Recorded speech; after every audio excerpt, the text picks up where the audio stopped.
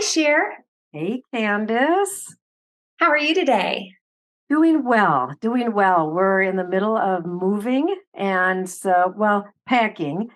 We sold our house and so it's been a whirlwind, but I'm here. Yeah, and it's kind of a big deal because you've lived there for quite a while, but I just want to say congratulations. It's exciting to see this next chapter unfold in your life. Yeah, it feels like an adventure.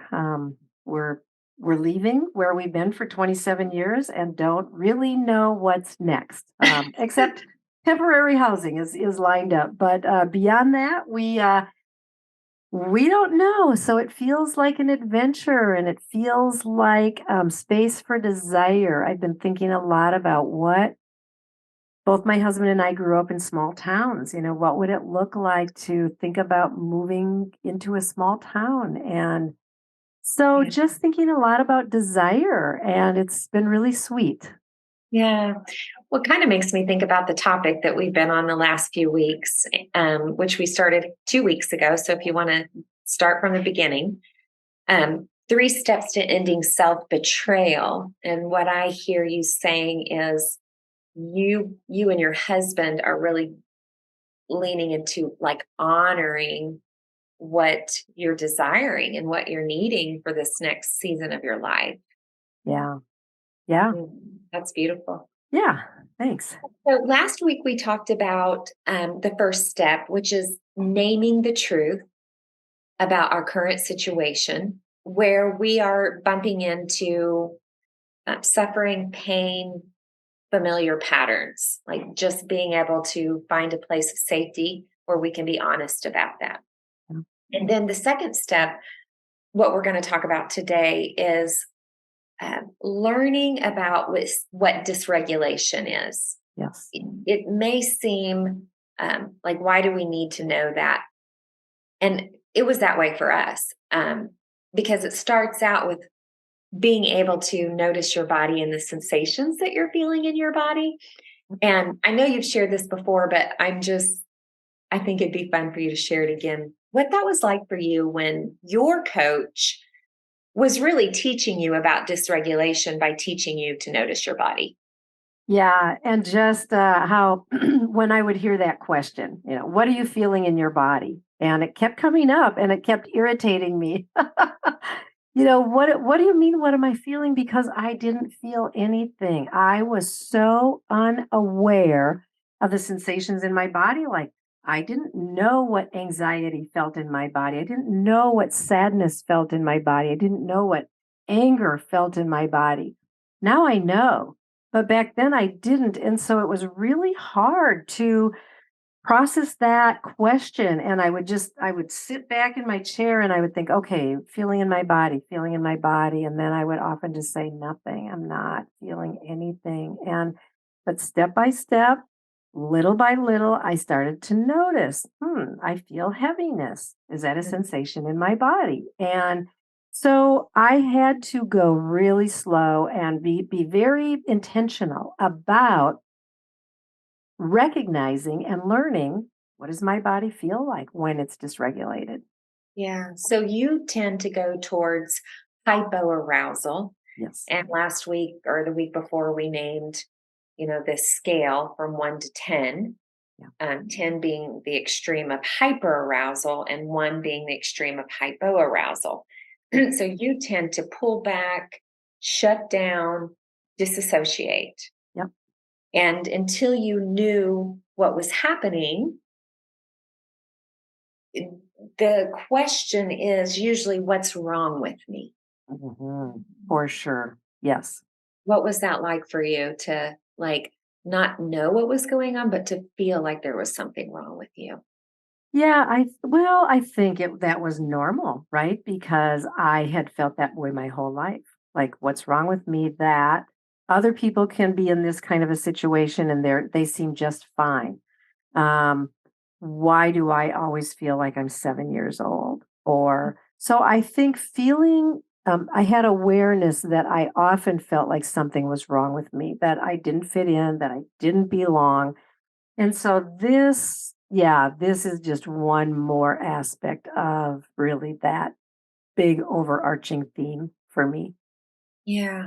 I just had this image of in my mind of two different girls, and you're one of them, and I'm one of them. When you got dysregulated, you pulled back, went into your room, and shut the door. Or sometimes you would run and find privacy outside, Yeah. but it was to get away from.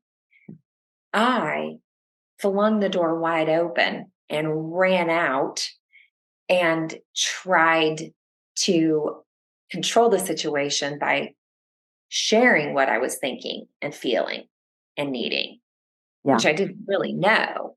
And so both of those were dysregulation. They just looked differently Yes. Very because my differently. body got amped up, right? The anxiety, the panic, the fear Yeah. caused me to move towards Yeah. where it caused you to move back.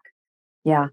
And where I disappeared, you got larger. And so then you got the message that you were too much and had to deal with that, have had to deal with that message for so much of your life.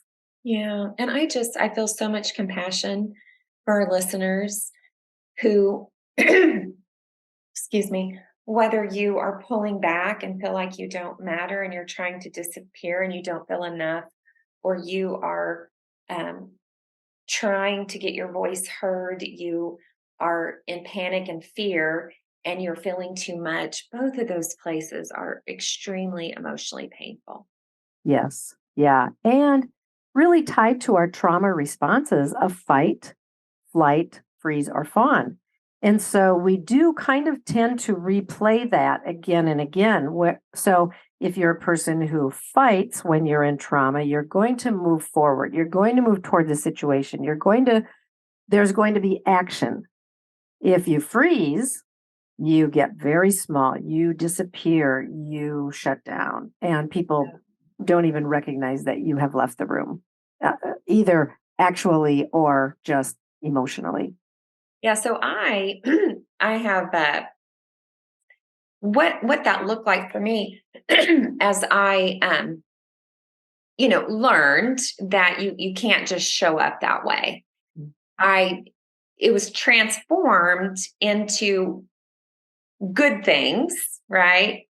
Getting a lot done, starting things, leading things, and from the outward looking in, it just looked like I was a very successful, productive person. Right.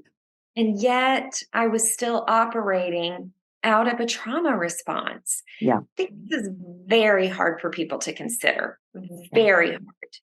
I Yeah. think it's easier for people to see someone pulling back and depressed and disassociated and understand. And because I think the message of being productive, being busy, being on the move is more susceptible. And so it's not as challenged. Yeah. Well, and I think that this is where our giftedness comes out of our trauma, right? So you did become a person who was productive and you could produce amazing things. I became a person who was calm and cool and collected in every situation. And I mean, I've had many people through my life say, if I am ever in an emergency, I want you there. And because I can, no matter what's going on around, I can stay pretty clear. And well, unless I'm the one dysregulated, then my prefrontal cortex goes offline. But Yeah. if it's an emergency situation and I'm not the one being dysregulated, I can be very present and help facilitate what should be happening in that moment. And yeah, so but our gift, sorry, I'm going to turn my phone off. Our giftedness really can come out of our trauma. And yes, these areas where there is pain is actually valued by people around us. Mhm. Yeah. So we had to learn about not only what was happening in our body. So we get asked that question week after week to the point that we're like, okay, they're going to ask us. So we need to slow down and try to figure out what's going on in our body. Yeah. What a gift that was. Mhm. even though it was awkward in the beginning. Yeah. And then we also had to educate ourselves on the components of dysregulation Yeah. and resources and things that we could do. Yeah. And so, step two that we're talking about today is something that everyone can do. No one is excluded. Mm. This, Yeah. Yeah. like, we can all educate ourselves. Yeah. But it's hard because we don't necessarily know or recognize what we do when we're dysregulated. And so I want to just share a couple little stories. One that happened several years ago, I would say 3 years ago, and then compare it with when I was dysregulated, and then compare it with when I was dysregulated about, I would say maybe 6 months ago. Okay. And what happened about 3 years ago is I was in a situation where someone made a comment to me, totally innocent on their part, totally not intending any kind of harm. But the way that I heard the tone, the look that I saw on the face, it was like I was replaying trauma. And I began to sink. And I had learned enough at that point that I recognized, okay, I got triggered. Mhm. And so I tried to stay present. I tried to say, okay, I know they didn't mean harm. I know this, I know that, but my body was swirling and I just began I literally there was a chair sitting in the corner of this room and I found myself for the next several hours gravitating toward that chair and recognized later like okay, I put myself in the corner as far Mhm. away as I could from everyone as I was in this very much a shutting down mode. And several hours later, and nobody around me knew. No one noticed. Like I could fake it enough to still perform my way through, but I was unaware really of the full scope of what was going on inside of me. I just knew that I was shutting down. I recognized what had happened. I recognized that this was not logical. Mhm. But I didn't know what to do about it. And then several hours later, that same person made a comment to me and I reacted. I exploded, which is not very common for me. And they were really taken aback and shocked, surprised, had no idea that I had been struggling for the last several hours. And so that was at kind of at the beginning of when I was able to recognize my trigger, but I didn't really understand what was happening in my body and I did not understand what to do. Mhm. And then contrast that with about 6 months ago, I was in a setting where um, I needed to tend to something that was going on, but a person who was in charge met me halfway and at the halfway point of where I needed to go and stood in front of me and was very politely explaining the situation, but blocked my path, blocked my vision, and I started to notice that I was getting dysregulated. And this was a man, large, probably over 6 feet tall, and I was triggered and I was able to recognize, okay, I'm being triggered. I've been triggered. I Yeah. was able to notice the sensations that were going on in my body. I was able to listen for a minute and then say, excuse me. And I kept on and took care of what I needed to take care of. But I noticed my body was very, very anxious. And I went back and I sat down and was just noticing that I can't even tune into what's going on in this setting because I am so dysregulated. And then I said to my husband, I need to go. Yeah. And he kind of looked at me with this puzzled look on his face, like, now? And I said, yes, now. And so we did. And so a very because I was aware that I had been triggered and I was dysregulated and my prefrontal cortex was struggling to stay online and my body was full of anxiety, I was able to make the good choice to say, let's get out of here because I'm Yeah. not coping very well. Mhm. And it just was so lovely to me to be able to go through that situation.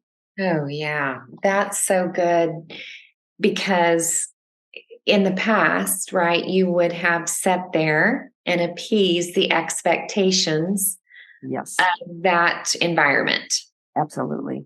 Yeah. And you know enough now, this was only 6 months ago, Yeah. right? You know enough now that there are times that it is okay to leave, Yes.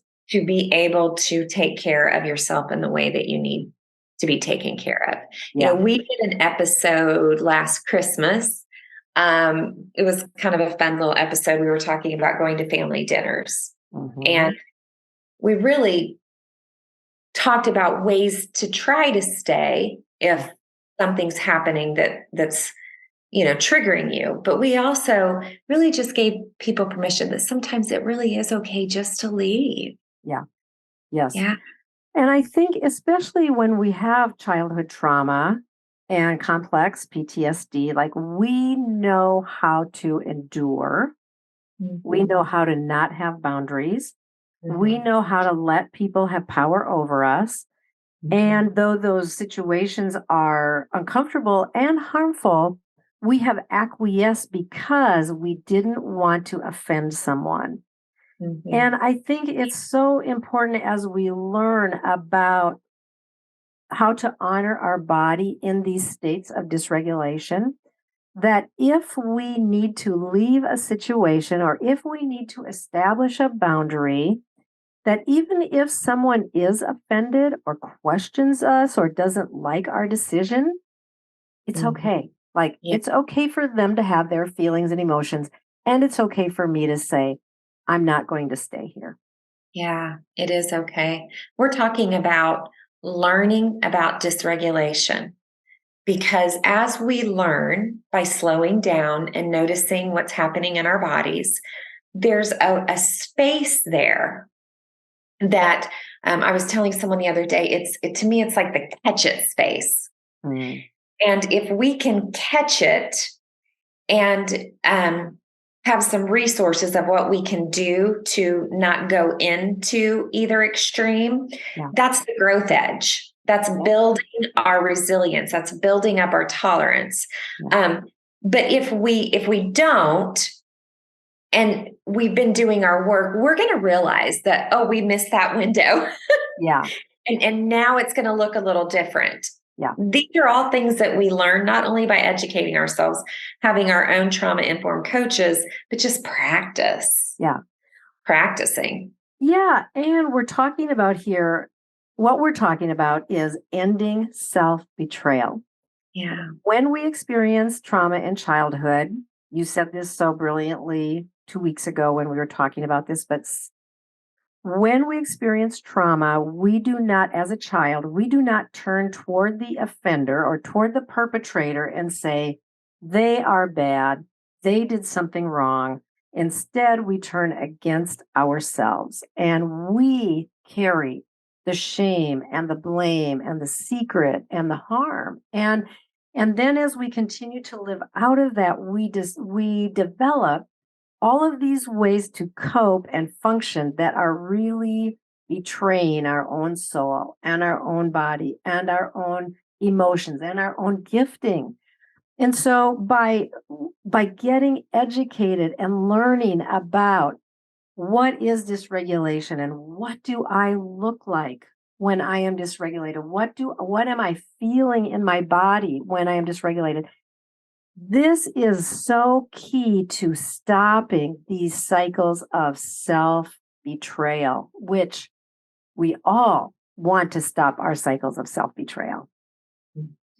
Yeah.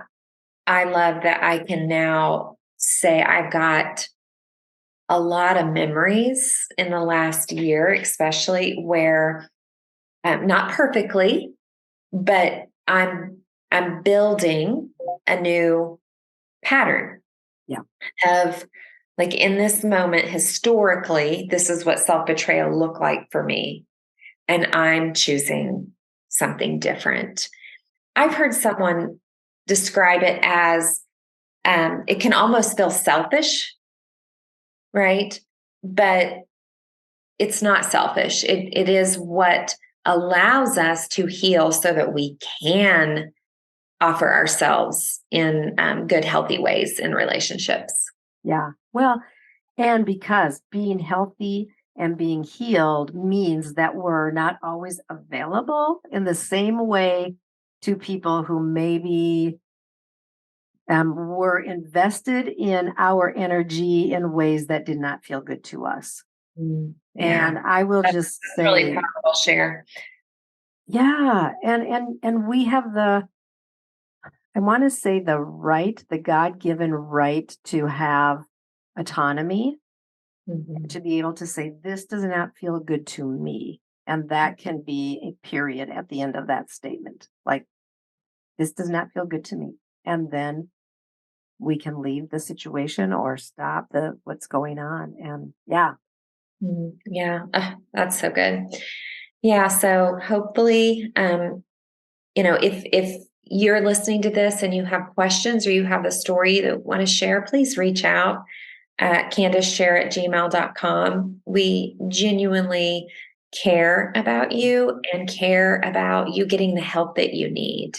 yeah, yeah, for sure. And I think, and I'll just say, you and I, Candace, we share our stories a lot with each other, and the stories that are taking place in the present day, and also as we process stories from our past. But it is a gift to have someone to just be able to do that with on a regular basis, to say, here's a situation that happened today, and I feel like I got a little dysregulated. Like, this is now our common vocabulary. And it's such a gift to be able to have that with each other. And yes, so we welcome that from our listeners, and hope for everyone to grow in this area and then be able to have someone who they can process out loud with. Yeah. I hope that too. It was so good to be with you. I'm actually in Idaho. And Yes. so if you watch on YouTube, you can see that my background's different, but I'm visiting my daughter. And so we're going to go to the beach today. Ah, wonderful. Well, have fun. Okay, I will. Good to be with you, friend. Love you. Love you too, Candace.